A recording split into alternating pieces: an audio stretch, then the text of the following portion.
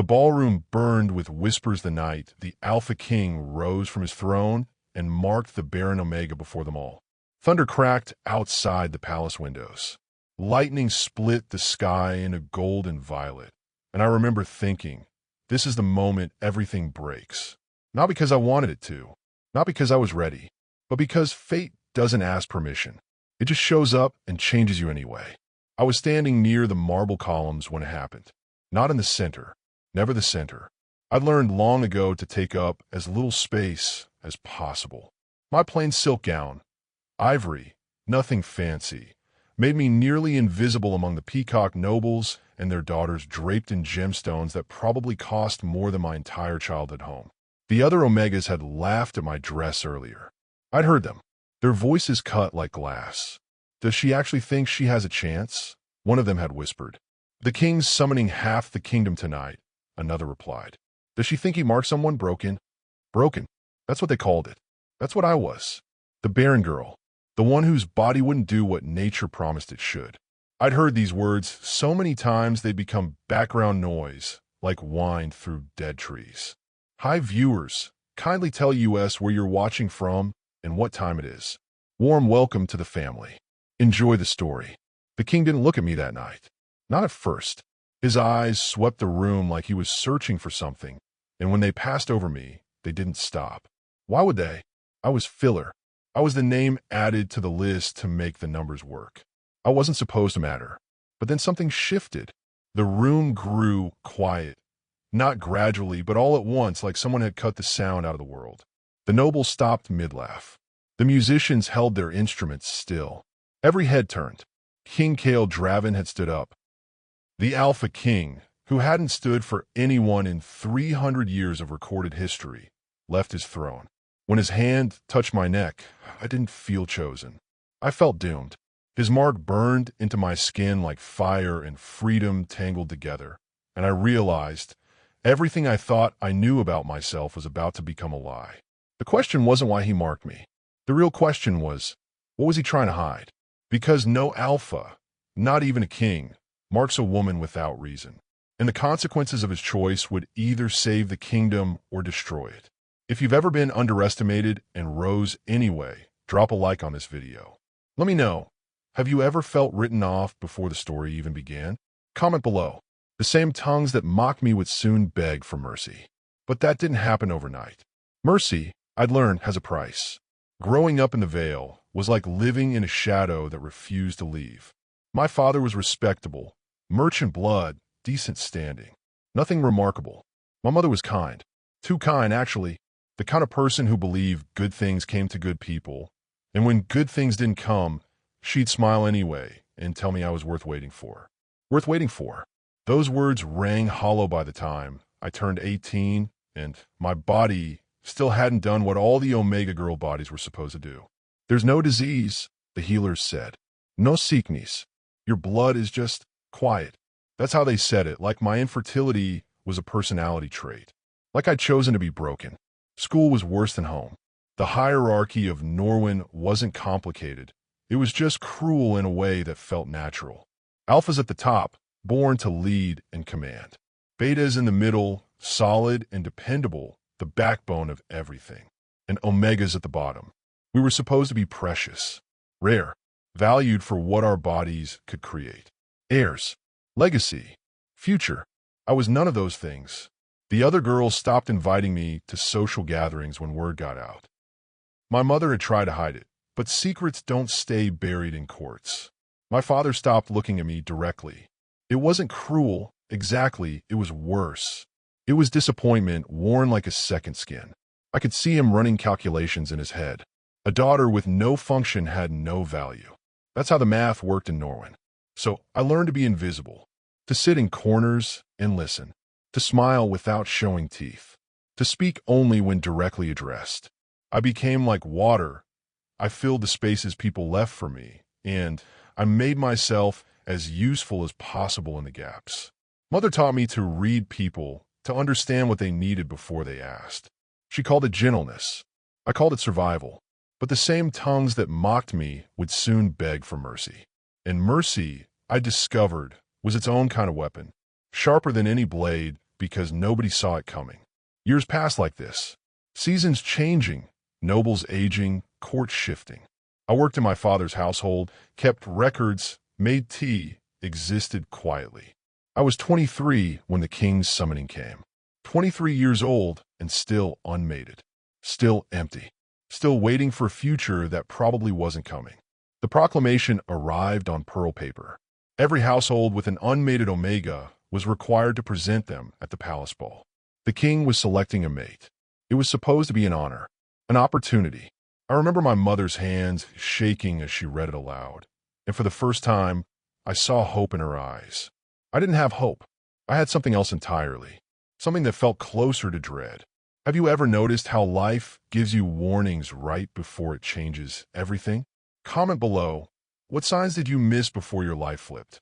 The king's summoning changed everything, and I was the last name on his list. The palace court was something I'd only ever seen in illustrations. Books and paintings never captured the sheer size of it. The way the ceilings disappeared into shadow, the way sound bounced off marble and turned conversation into a kind of music. Thousands of candles burned in fixtures shaped like crowns. Banners hung in shimmering gold and silver from posts that looked like they held up the sky itself. The air itself felt heavy, expensive, like money had a smell. I arrived in my plain gown. Not poor, I wasn't poor, just simple. My mother had wanted me to wear something more elaborate, something with beads or embroidery.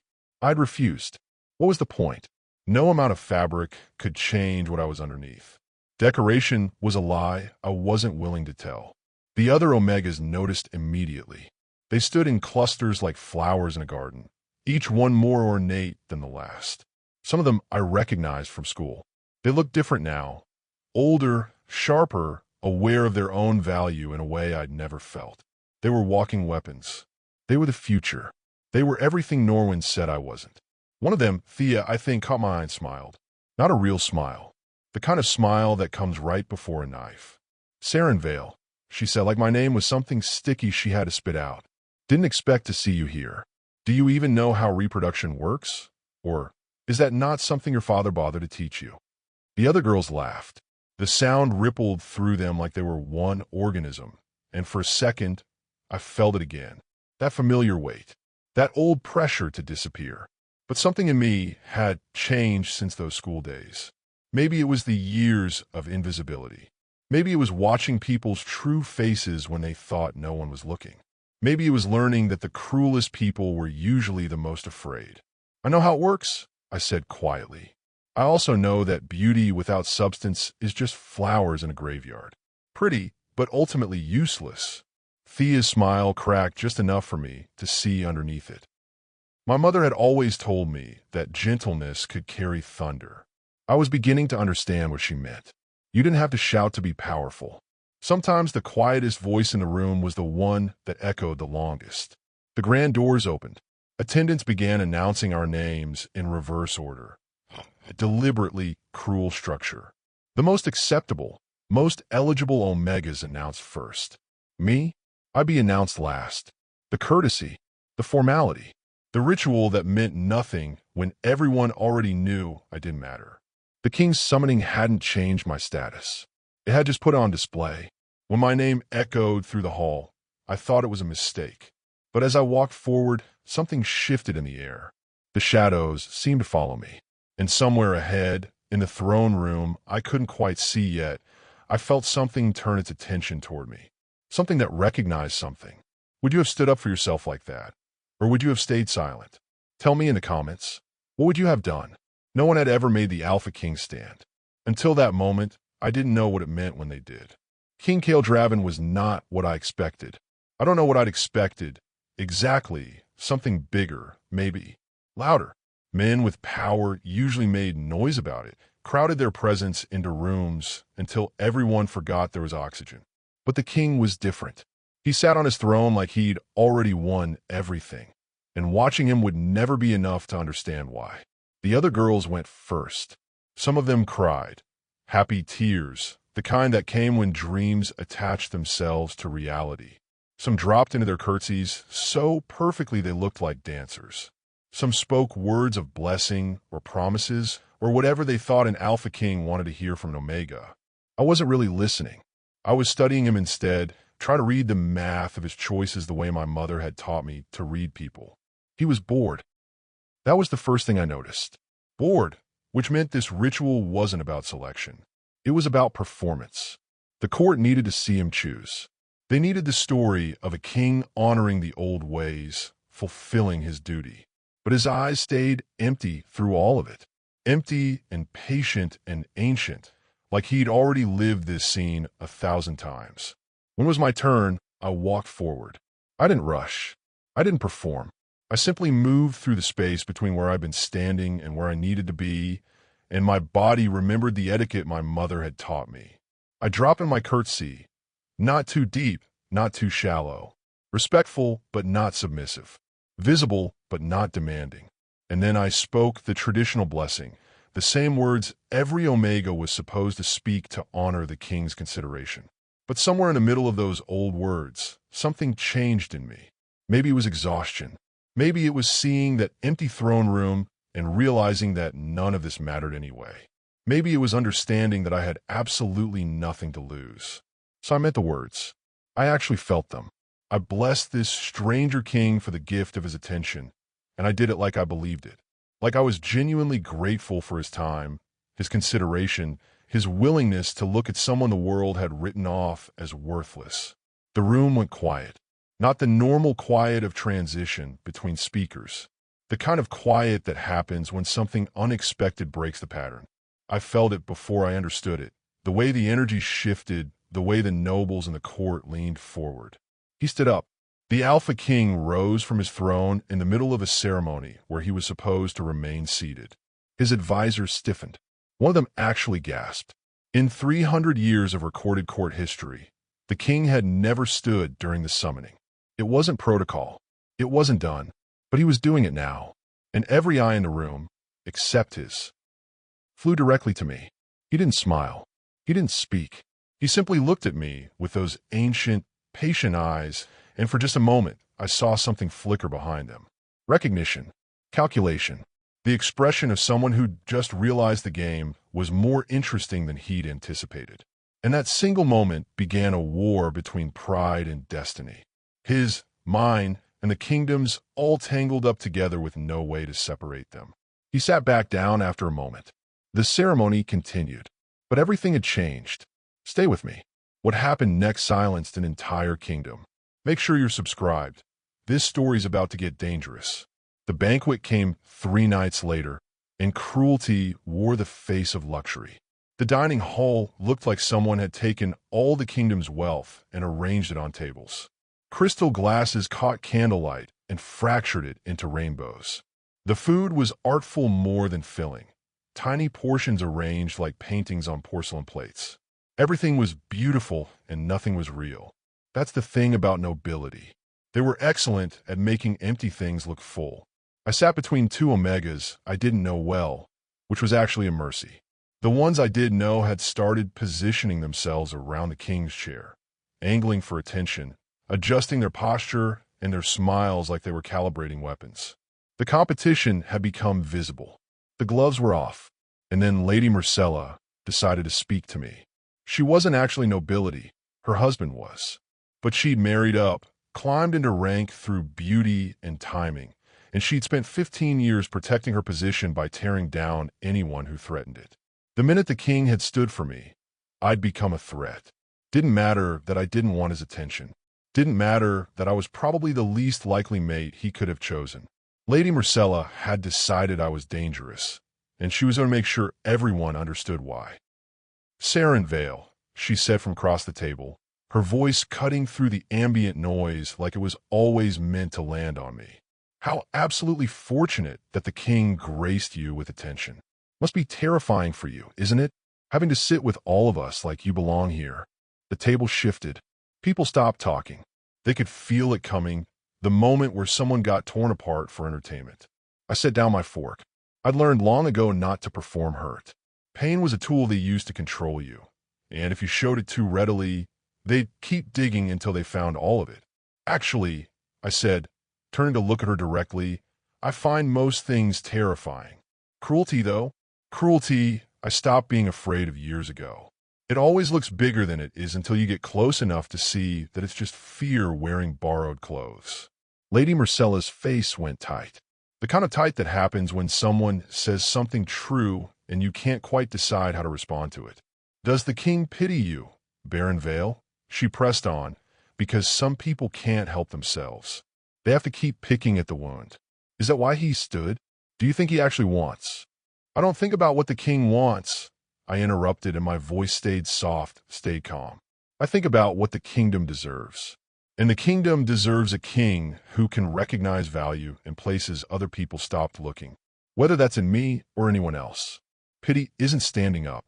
Pity is what sits down and accepts cruelty as tradition. The table had gone completely silent now. The kind of silence that happens right before a story spreads through court. I just called out not just Lady Marcella, but the entire system that allowed her to speak that way without consequence. The entire hierarchy that let cruelty hide behind tradition. But calm waters hide storms. That's what my mother used to say. And I could feel the storm building in Lady Marcella's eyes now. Fury, humiliation, the burning need to make me pay for daring to turn her own cruelty into a mirror. She stood up from the table, announced, just a little too loud, that she needed air.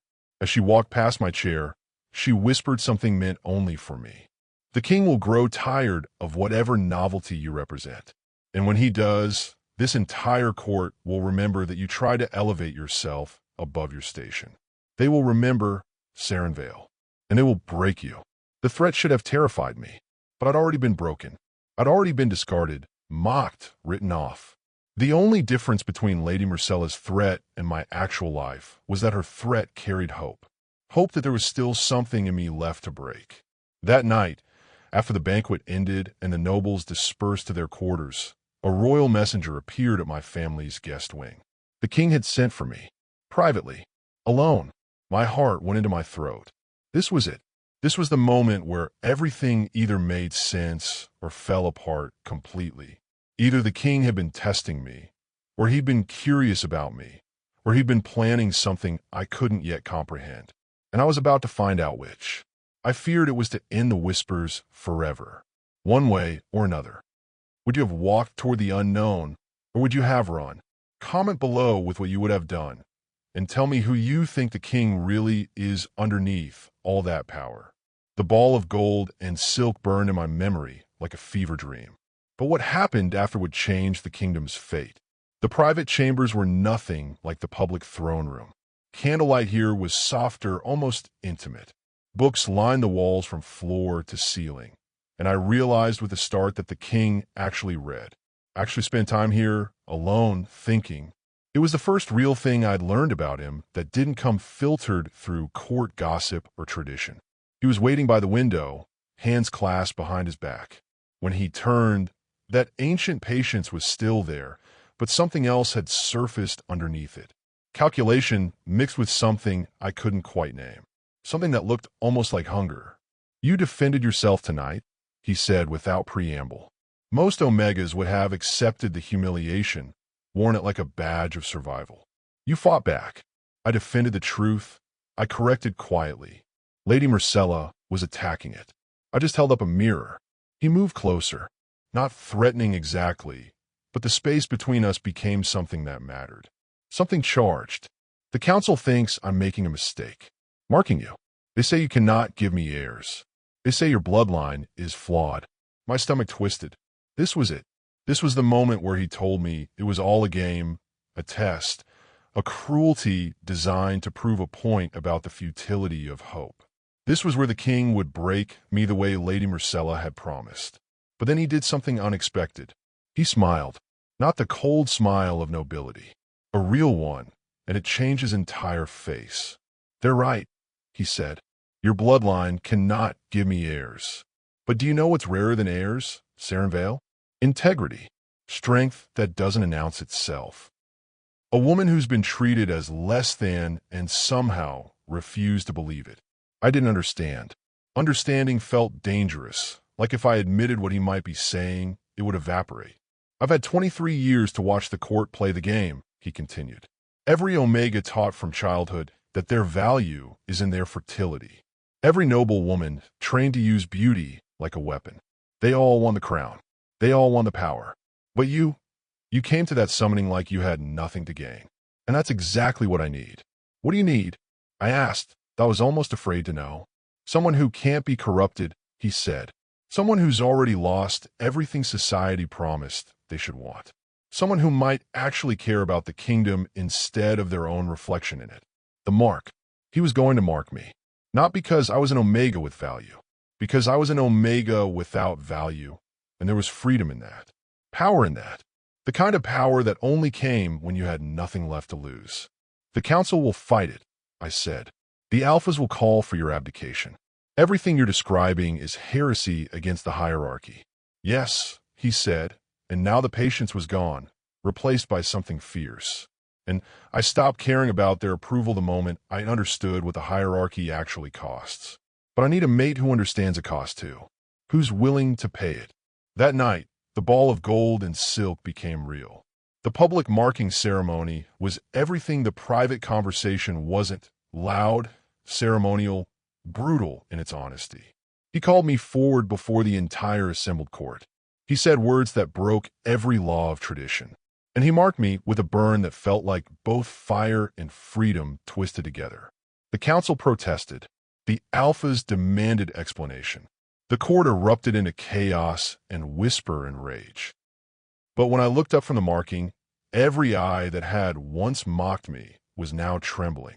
Not with admiration, with fear, because I was no longer just Saren Vale, the Baron Omega. I was the queen, and my rise meant their entire understanding of power had just become obsolete. The court would either learn to adapt, or it would burn in the attempt. Like this, if you've ever wished to prove your worth in front of those who doubted you. Comment below and tell me. If you had one moment to flip the script on everyone who underestimated you, what would you do? Share this with someone who needs to hear that their value isn't determined by anyone else's expectations. I began building sanctuaries before the crown was even fully secured on my head. The palace had thousands of rooms. Most of them held nothing but dust and tradition and memories of previous queens who'd followed the rules and faded into history like old ink on paper. I started converting them. The East Wing became a refuge. The South Tower became a gathering place. The gardens that had been locked for decades were open to Omegas who'd been cast out like I had been.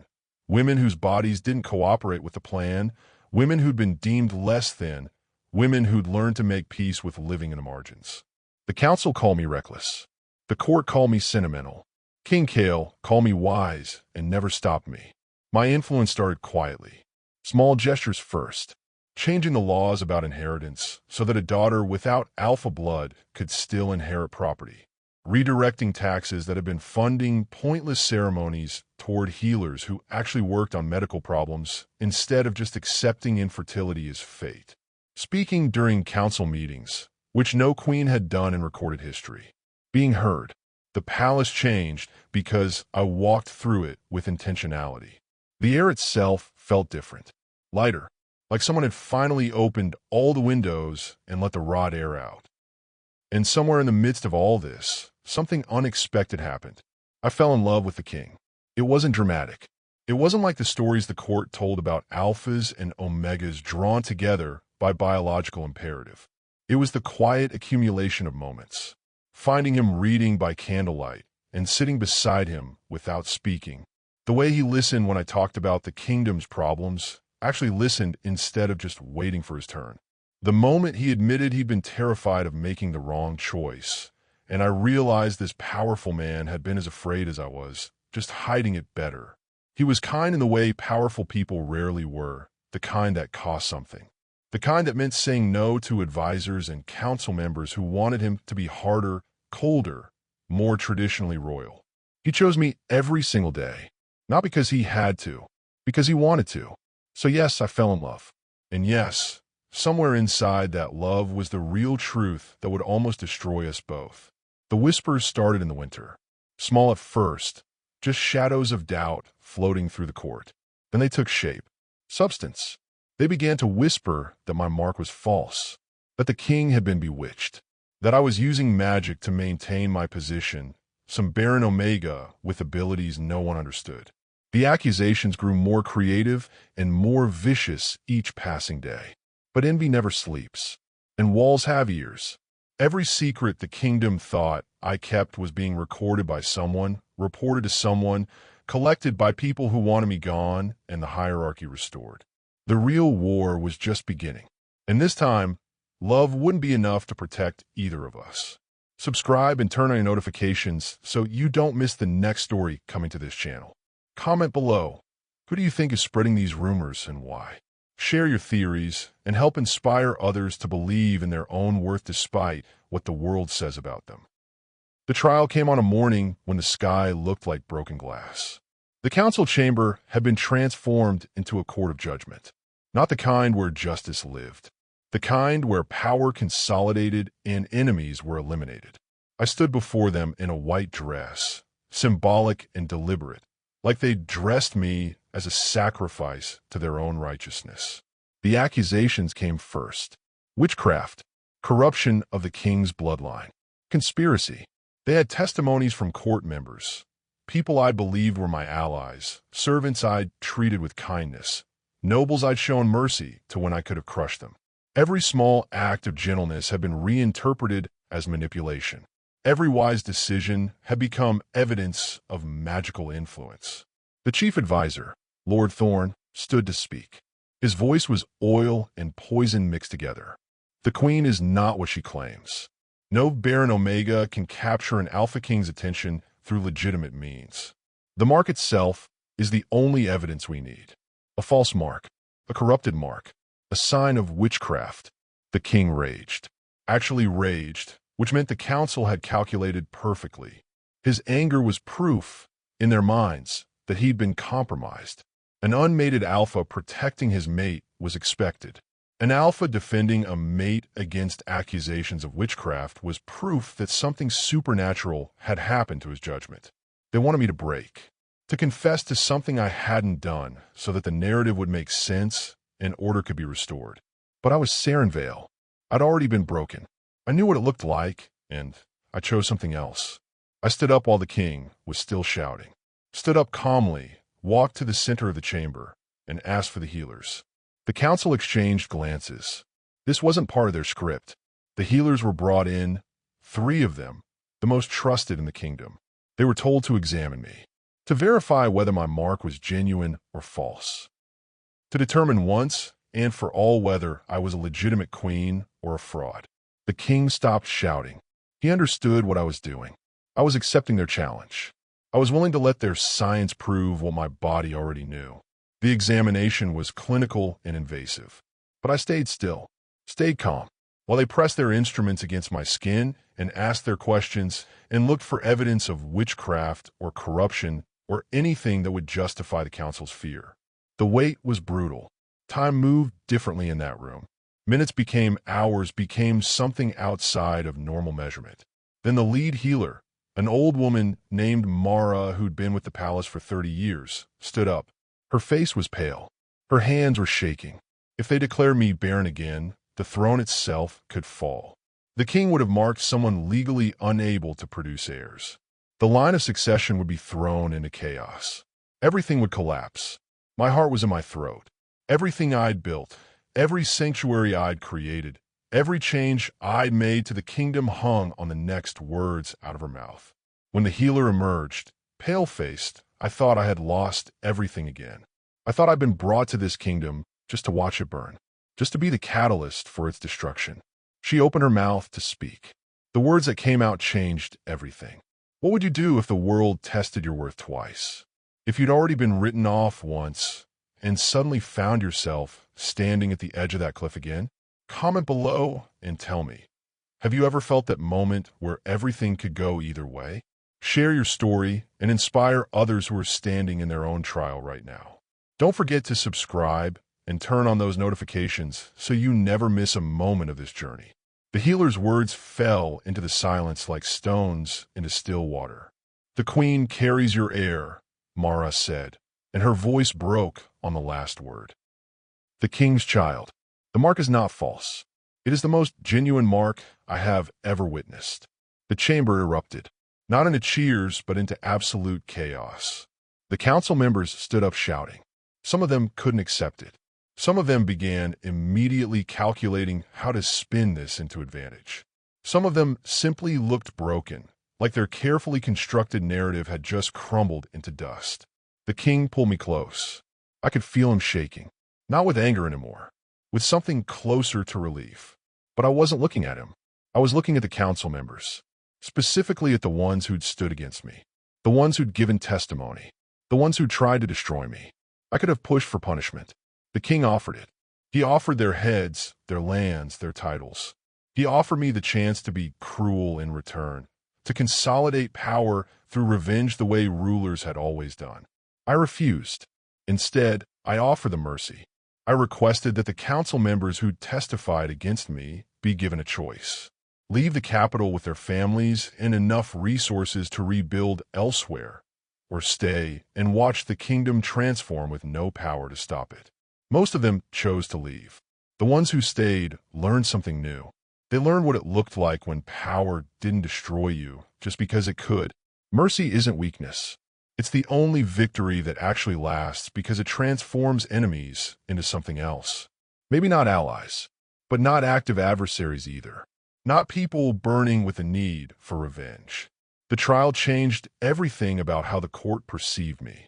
Not because I'd been proven innocent, but because I'd chosen to forgive. Because I'd held all the power and refused to use it the way everyone expected. The king and I grew closer after that. The love I felt became something concrete, something woven into the foundation of everything I did. I was building not just a kingdom, but a home. A place where worth wasn't determined by bloodline or fertility or the strength of your mark. A place where integrity mattered more than obedience. The sanctuaries expanded. The laws continued to change. Women who'd been cast out were brought in. Omegas who'd been deemed worthless were given positions of real influence. The hierarchy didn't disappear. Systems never vanished that quickly, but began to bend, to change shape, to become something less rigid and more humane. Months passed. My belly grew. The child inside me was real, was coming, was proof of something the world had said was impossible. Every morning, I woke up in the palace and felt grateful. Grateful for the mockery that had taught me strength. Grateful for the isolation that had taught me independence. Grateful for the cruelty that had taught me what kindness actually meant. That day, when the child was finally born, a daughter, healthy and fierce from her first breath, even the king bowed. Not to a crown, not to a title, but to grace, to the idea that love and integrity and stubborn refusal to break could create something new, something that had never existed before. Relief flooded through me like a tide. We had done it. Somehow, we had actually done it. Relief and the sudden, terrifying understanding that the true test was just beginning. Drop a heart in the comments if you believe that true power isn't in dominance, but in dignity. Share your thoughts below. Do you think mercy really does win in the end? Tell me how this story inspired you to see your own struggles differently. Don't forget to subscribe and turn on notifications so you never miss the next story. This channel is for everyone who's ever been told they weren't enough and decided to prove the world wrong. An old storyteller sat by the palace fire, turning the pages of a book that had been written in real time. The story of a Baron Omega who became queen. The story of a kingdom that learned to bend instead of break. He traced the words with weathered fingers and smiled. They mocked her barrenness, he said to the young people gathered around him. For years, they whispered that she was broken, that her body was a failure, that her existence served no purpose in a world built on bloodlines and biological imperative. The cruelty was casual and relentless, the kind that destroys most people quietly from the inside out. He looked up from the pages, but Saren Vale refused to break quietly. She didn't fight back the way warriors do, with noise and aggression and the need to dominate. She fought back by building, by showing up with integrity, even when integrity made her a target, by offering mercy to people who wanted her destroyed, by understanding that sometimes the quietest revolution is the most dangerous one because it can't be fought with swords. The fire crackled. The story continued. The king taught the kingdom that worth cannot be measured by what a body produces. The queen taught them that peace built on compassion lasts longer than dominance built on fear. Their daughter grew up in a kingdom that valued her for her mind, not her reproductive potential. They let her choose her own path instead of forcing her into a predetermined mold. He closed the book slowly. Generations passed. The sanctuaries became permanent institutions. The laws that Saren changed remained long after she was gone. And every young person who was told they weren't enough, who was written off before the story even began, had proof that the world's judgment was just noise.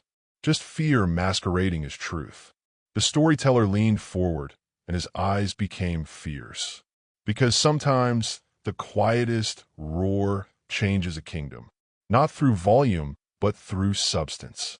Not through cruelty, but through refusing to participate in it. Not through dominance, but through dignity. They mocked her barrenness, but she gave birth to something far greater than a child. She gave birth to a kingdom's conscience. He stood up slowly, gathering his papers. And that is worth remembering. That is worth telling. That is worth believing in when the world tries to convince you that you don't matter. The fire burned lower. The room fell silent. And somewhere in the palace, in the room where it all began, the queen sat with her child and told her the story of how she came to be. Not as a fairy tale, as a promise, as proof that transformation is always possible for anyone willing to stand firm in their truth. Don't forget to like, share, and subscribe if you believe true power isn't in dominance, but in dignity. Comment below and tell us your story. Have you ever been underestimated and risen anyway? Have you ever chosen mercy when the world wanted revenge? Share your thoughts and inspire others who are standing in their own trial right now, who need to know that their worth is real and their story matters. Turn on those notifications so you never miss the next story coming to this channel. We have so many more journeys to take together, so many more lives to celebrate, so many more proofs that what the world says about you is never the final word on who you really are. Thank you for being part of this family.